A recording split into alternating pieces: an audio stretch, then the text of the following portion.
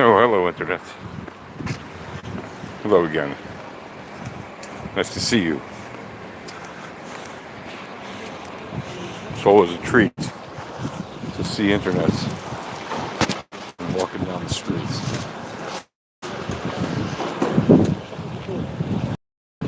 So, today, I want to talk about the thing that victory depends on. And, in fact, it's more than one thing. Why? Why does it matter what victory depends on? Well,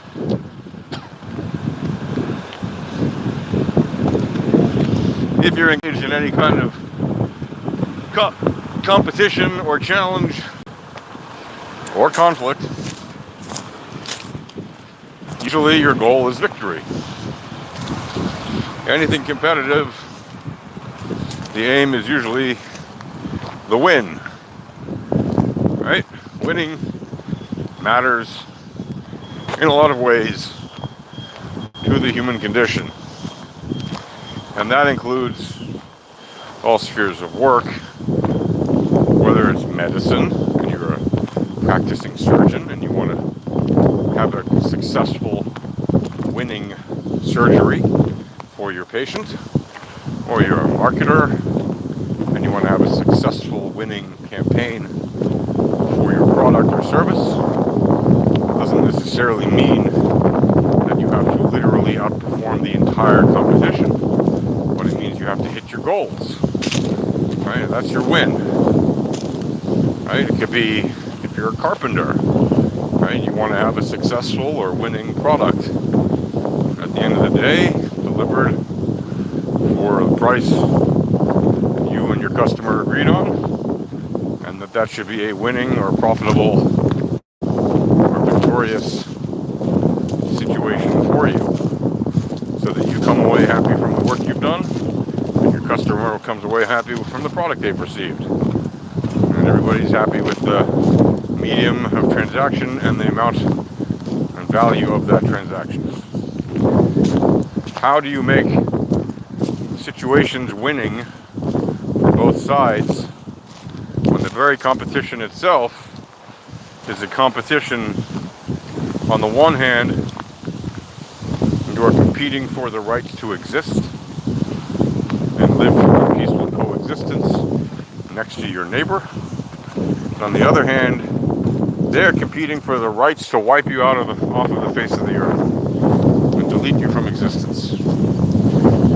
And the only reason that you're still alive and able to compete for your peaceful seeking way of life is because you happen to have more firepower at your disposal, and you happen to have won the first few major conflicts between yourself and that other group at a time when you had far fewer and far less firepower than that other side did. Yet, with wit, intelligence, and sometimes quick action, you were able to outmaneuver and outwit the opponent, and thus you were able to win technically in the competition that was a literal battlefield. Now, the fact is, you were not able to win completely and outright. You were not able to have a full victory, because if you were, then you wouldn't still be in the middle of this competition, fiercely fighting for your life.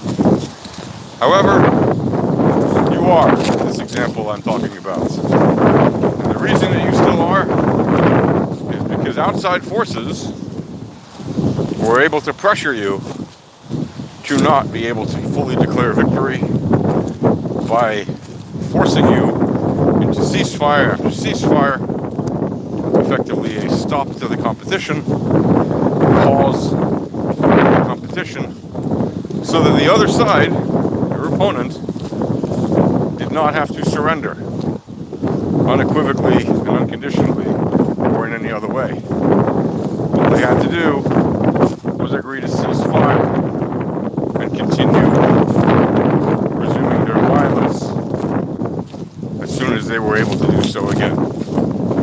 Sometimes that was just a few years and less, sometimes that was a bit longer. But in any case, this firing always resumed. And so, many years after this competition began,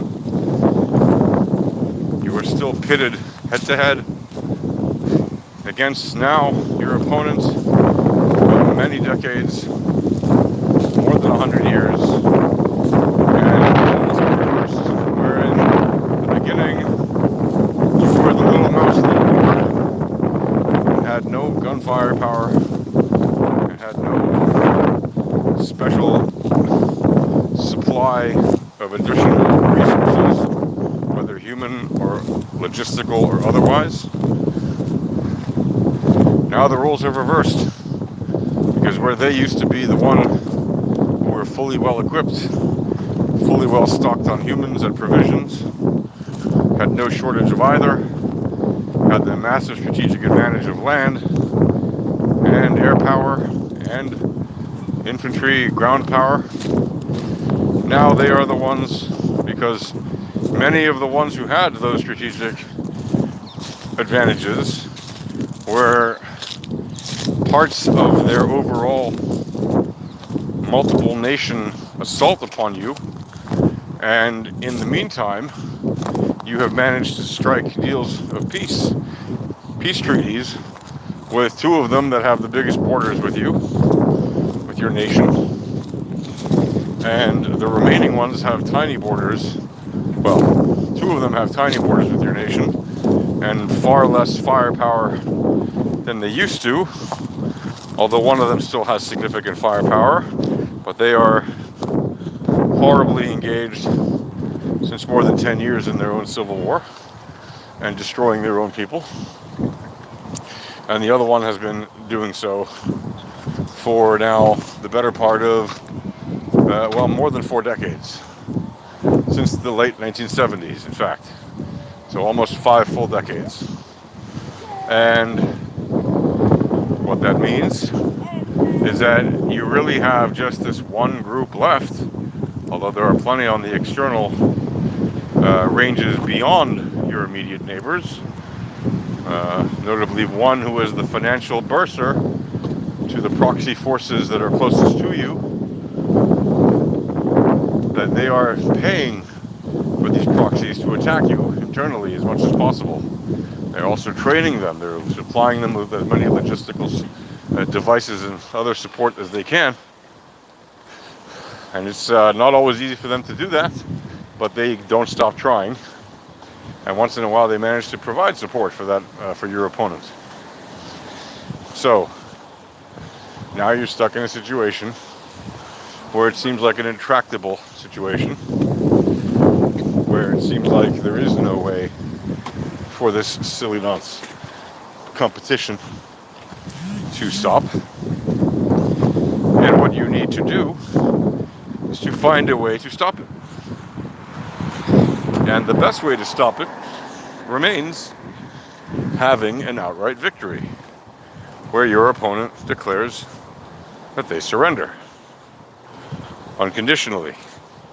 And that way, just like what happened after World War II with the Germans and with the Japanese and with the Italians and everybody else who was involved on the Axis side,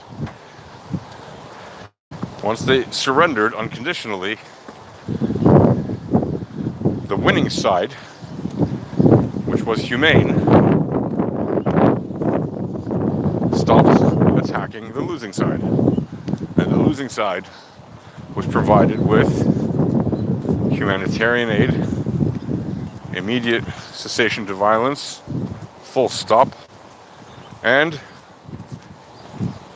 peace negotiations. Even though the peace negotiations were not required technically by the unconditional surrender, they were the way to wisely build a future.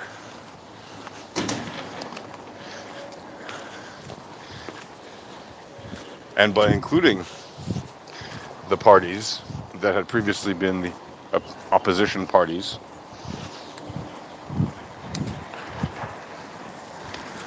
those opponents to the victors had become allies of the victors, and in so doing became some of the strongest allies of the victors and benefited some of the most out of all of the countries who benefited from the fruits of peace after that last big competition known as World War II. And but 3 years after the end of that war, this one that I'm talking about today began officially, although it had already been going for more than a half a century, because the competition in this particular contest has been going on since no later than the 1870s.